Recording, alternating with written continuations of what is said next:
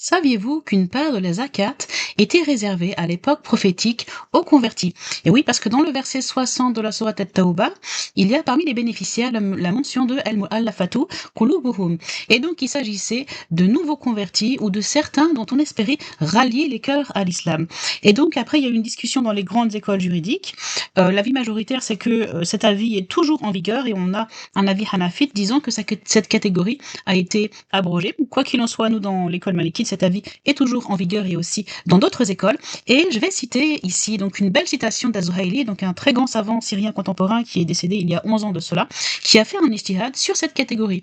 Ceux dont les cœurs sont à rallier, qui va comprendre donc les convertis en fonction de notre contexte à nous. Donc, qui va comprendre donc les convertis en fonction de notre contexte à nous. Donc, il dit dans son encyclopédie de fiqh, le fiqh islamique et ses preuves et ses dalils,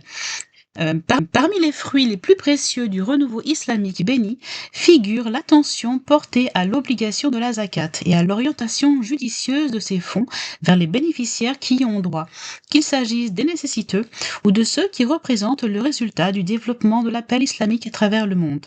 Cela manifeste la contribution de la loi divine à la réalisation de la solidarité sociale et à la réalisation des problèmes économiques, tant mondiaux que locaux, sur la base d'une conscience religieuse authentique et d'une motivation intérieure forte, en harmonie avec les aspirations et les besoins de la société, sans recourir à la contrainte, la coercition, la pression, etc.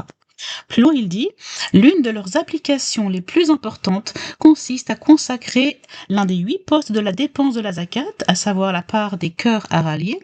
au traitement d'un phénomène social,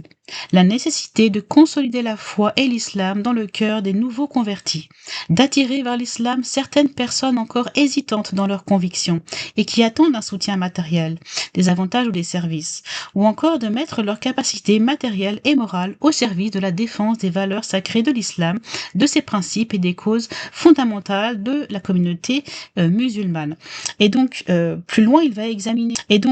va examiner des cas de notre époque. Et dans le cas numéro 4, il va étudier l'utilisation de cette catégorie de dépenses pour créer des institutions destinées à l'accompagnement et à la prise en charge des nouveaux musulmans. Et dans le cas numéro 5, il évoque aussi le ralliement de certains gouvernements et États non musulmans qui abritent des communautés musulmanes afin de leur garantir la sécurité. Donc, en tout cas, j'aimerais rappeler qu'on a des convertis qui sont dans la pauvreté à notre époque et donc il s'agit de penser à eux, de pas les oublier dans la zakat, de les appeler à venir récupérer la zakat dans les mosquées et dans les associations quand eux-mêmes ils n'osent pas y aller.